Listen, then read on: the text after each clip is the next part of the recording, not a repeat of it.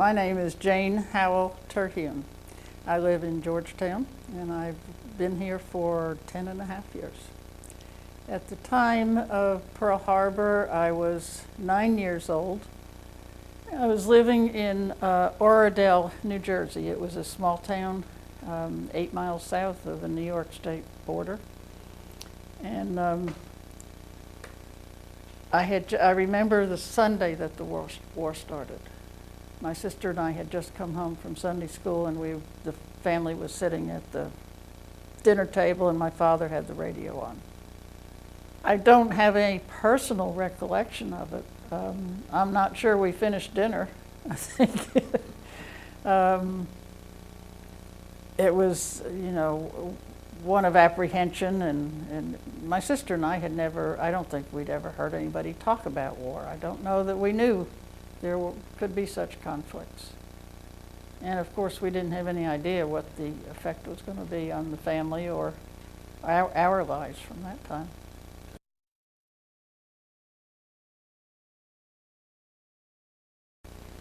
Well, they didn't all happen at once, but they came gradually.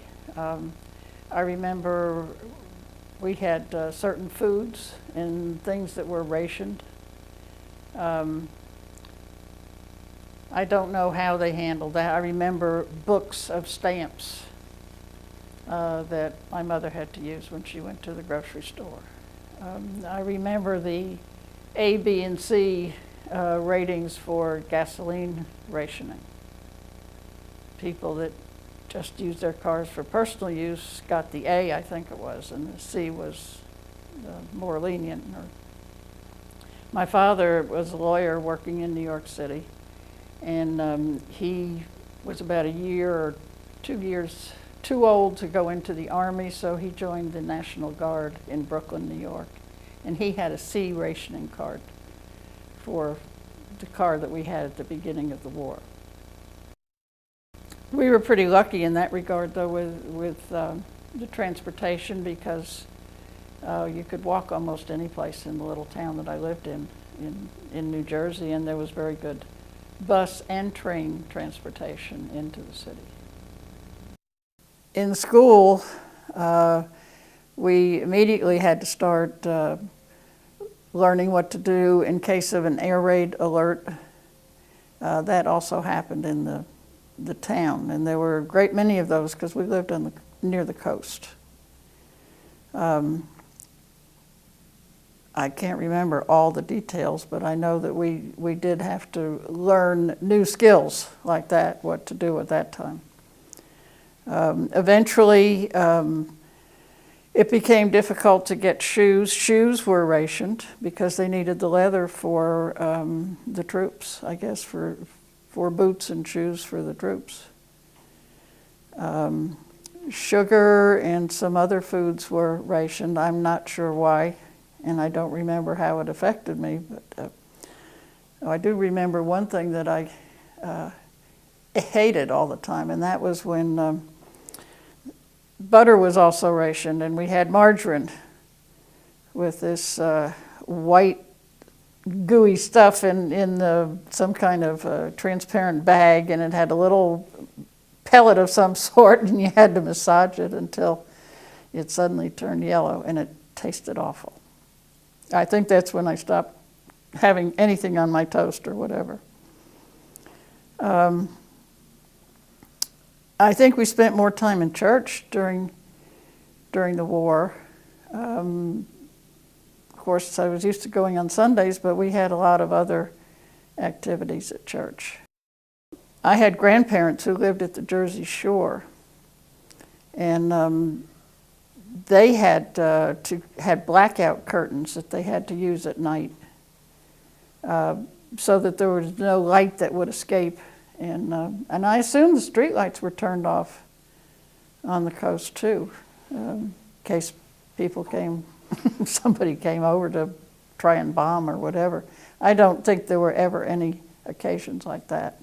I do remember seeing the newsreels at the movies, and sometimes there would be, something would happen to a foreign ship, and people would come up on the shore, and And I don't know if they were service people or there were some incidents with ships in the sea, I think, for the whole duration of the whole war. I'm sure that a lot of freighters had to stop going. I know that it was a dangerous thing to do. We had little books too with stamps. You could buy stamps for a quarter, and I think it was $18.75 worth of stamps, and then you could get a war bond. I think we had some competitions in school sometime with the different classes as to which class sold the most war bond stamps. I remember scrap drives. I don't know that I ever witnessed one, but I know that they were gathering up scrap metal, maybe tires and that sort of thing too, that they could reprocess. A lot of people's lives changed during the war. People went to work who'd never worked before. They were working in factories, and the factories were working 24 hours a day, making uniforms and supplies for the troops and that sort of thing.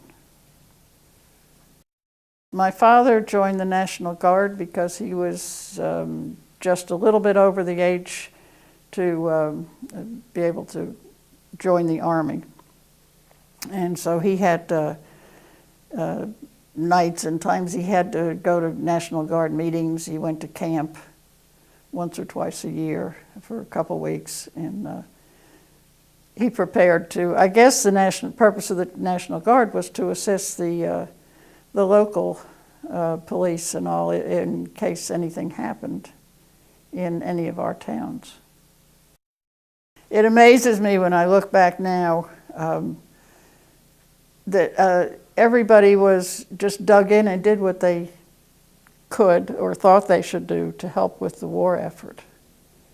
Of course, as a 9-year-old, I probably wouldn't have heard a lot of dissension anyway among adults, but there was just a spirit that we had to defend this war. We had to prepare the troops and dig in.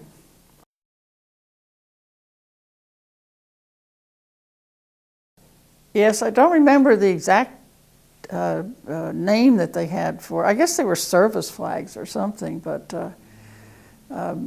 families that had people serving in the service, and they were generally men. It was, at the beginning of the war, there were no female troops that I remember. Those were formed as the war went on, and some women did join the WWIIs and the Waves, and they were pioneers in that respect. But for the first couple of years, I believe it was all men who went into the service, and they were drafted. A lot of them went and enlisted to try and get in sooner.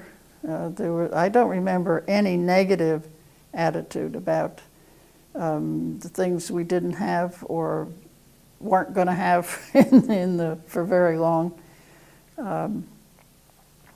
Everybody was just totally supportive, accepting of the fact that we had to do our part for the war effort.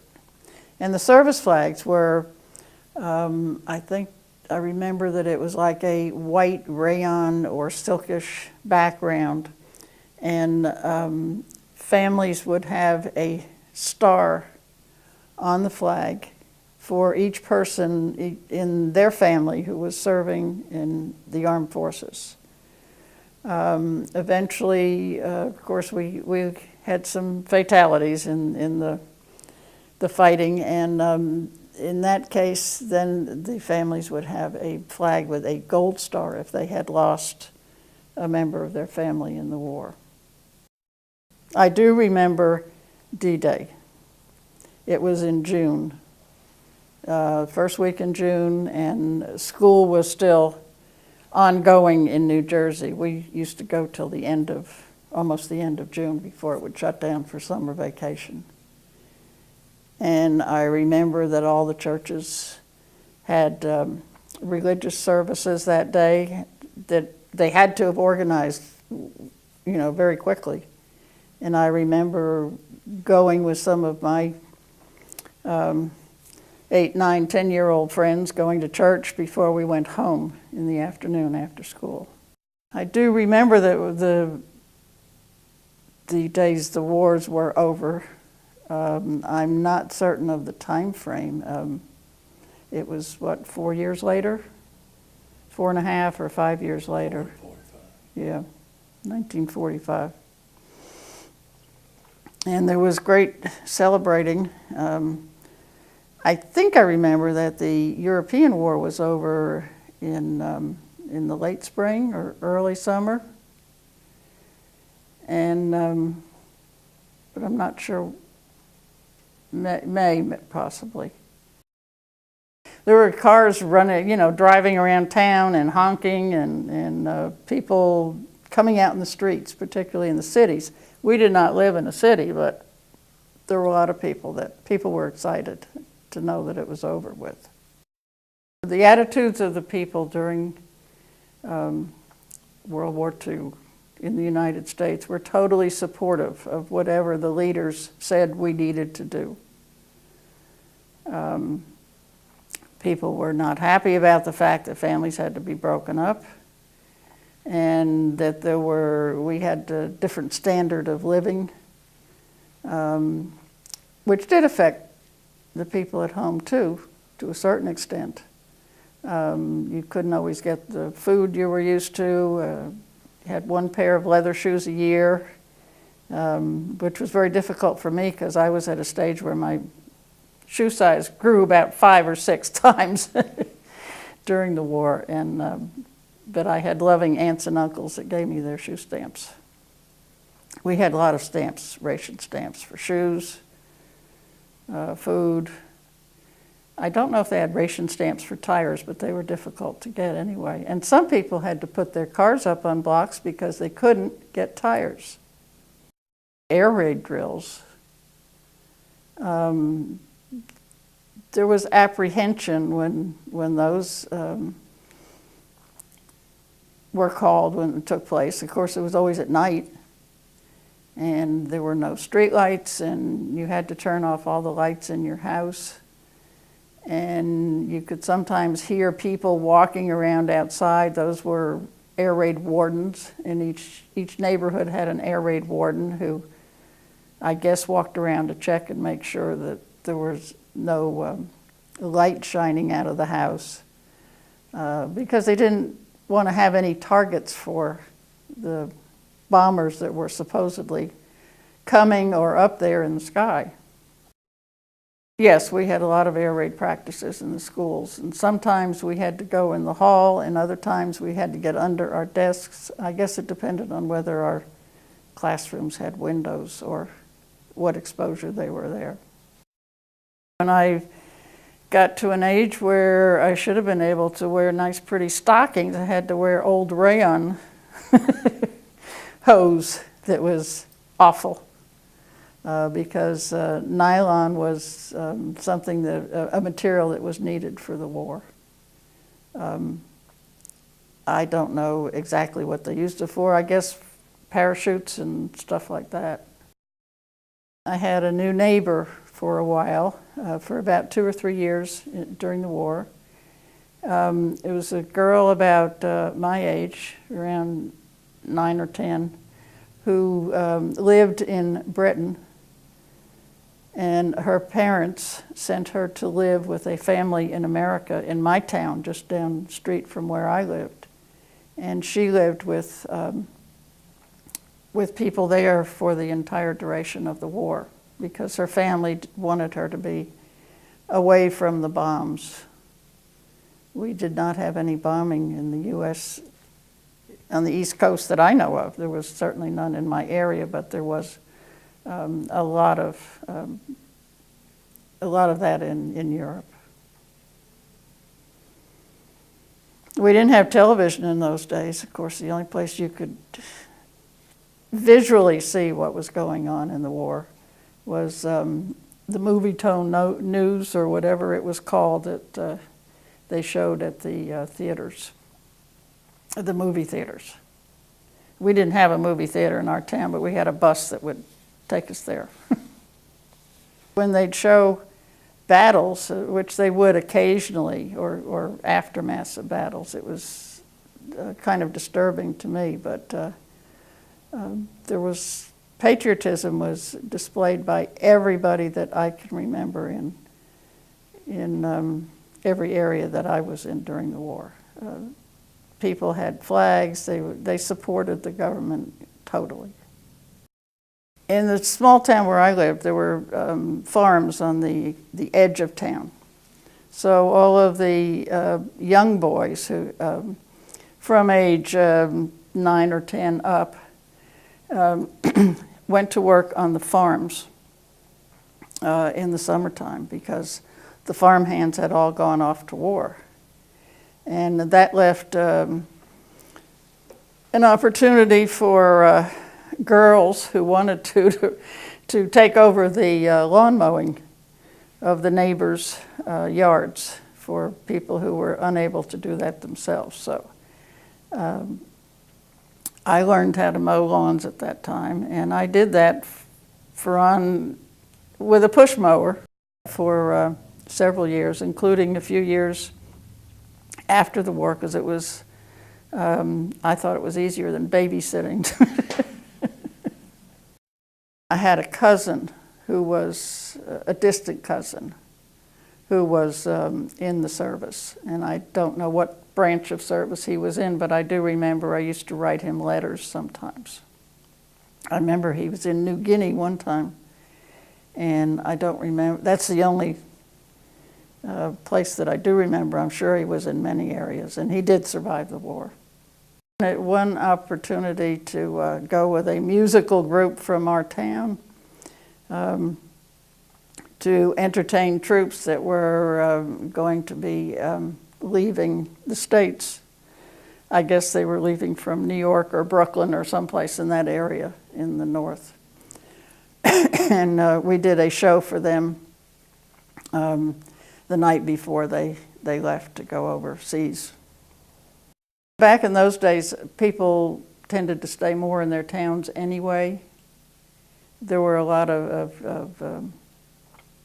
not a lot, but people tended more to visit with the neighbors and that sort of thing. There was not a lot of going to distant places or going to the beaches or stuff like that. And of course, I had grandparents that lived at the Jersey Shore, and they thought it was dangerous to be on the beach, and things were different, but not scary.